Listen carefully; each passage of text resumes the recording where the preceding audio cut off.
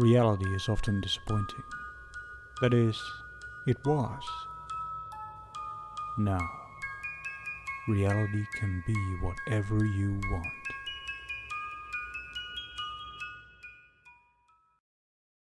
What's up everybody, it's Benjamin's Bay here, bringing another LEGO video, and today I've got for you guys my Ether mock.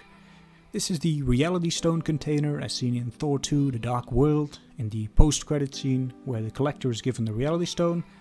And this is my take on that item. You can see there is a remote on the bottom, and that's because there is a LED unit inside this model. Here you can see it in broad daylight. And here it is in the dark, very ominous, very suspenseful. And here's the model without remote. You can see I went for a fairly straightforward design. I used a ton of tiles, including some of those triangular ones to create the crack patterns. Some tiles with grills for the center. Some round tiles for the top and bottom. And there are also two handles on top which can fold down, as I'll show you in a minute. But first I just want to show you the access panel. So you press the top corner, then you can remove it, and there you can see the battery box. And it's compatible with both power functions and powered up. Although with powered up you can use a remote. With power functions that is not possible because there's no room for a receiver. And with powered up you can also use your phone, of course. But both work fine, you just turn them on and you're good to go. Which brings me to the next point, stability. So as you can see I'm shaking the model around here quite a bit. But it's perfectly fine, you can easily pick it up, it doesn't fall apart, and that's because I used a combination of snot building techniques as well as technic lift arms, and they both run through the entire model to keep everything together. It was quite a challenge to incorporate both the LED unit as well as make it stable, but after several attempts I was able to do it. And here you can see me folding the handles down, and even makes a little bit of a click sound just as in the movie. Here's another photo before and then after, before and then after. Another thing you might notice is that the handles are black. I broke from the reddish brown color scheme just to give it a bit more balance, which is not the case in the original, as we'll see in a moment. Here's another photo which I really like. Love the lightning on this one. Love the smooth gloss finish, the cracks on the side, the grill patterns in the center.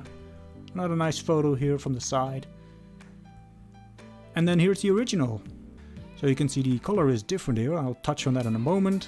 Other things you'll notice on the top there are those bolts, which are represented by round tiles on my model, as well as the handles. And as I mentioned before, here they are the same color as the frame, so I decided not to do that.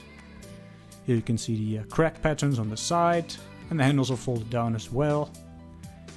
And this is the color that I think best represents the original. It's flat dark gold here on the right, worn by Toa Iruni, which I think is a lovely color. Unfortunately it's been discontinued for quite some time, so I had to choose something else. And initially I chose dark tan. This is the first version of the model, very crude. I also used a completely different body construction, featuring these slopes. Basically had them at a 90-degree angle. I made two halves and then put them together. But it was a huge mess, let alone trying to incorporate the LED unit inside. So while the basics are here, this had to go as soon as I realized. And then I ended up with this. And I switched to the bricks with studs on side, these ones. I used a lot of those. And that made it a whole lot easier, both in terms of stability as well as incorporating the LED unit. Another thing you'll notice is the cheese slopes, the 1x2 cheese slopes on the side. They look a little bit better, but they were very unstable, so they had to go because I preferred stability over aesthetics. There's also more details on both the bottom and the top. It's less smooth. I used some round plates and tiles. There's also a slope on top. I went for a more sloped design initially. The handles are slightly different on the final model. And then the red center line is also changed with tiles with grills for a bit more texture. So I used a lot of bricks with studs on side. I used double plates. I used technic lift arms. Tiles with grills, as I mentioned. But then there was one thing left to change. And I chose this final design here. The main change, the color scheme. I went with reddish brown.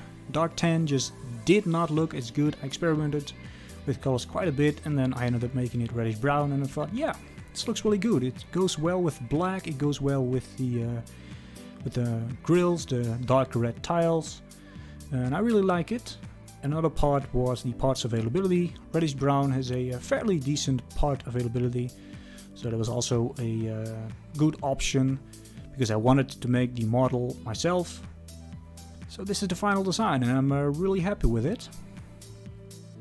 And then it brings us to customizability. I mentioned these tiles before. You can also use them on the sides, on the top, on the bottom. Perhaps give it a little more crude approach. You can do the same with these corner tiles. Maybe replace them with replace the panels with those. Make a little bit of a pattern. There's a lot of options here to customize the model however you see fit. And then it leads us with some pictures in the dark. I used various light sensitivity settings on my phone. This one's very bright.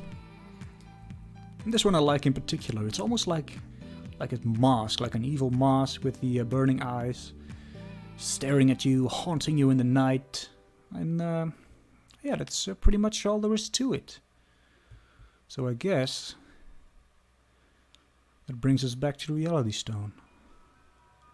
So now, there's only one thing left to do.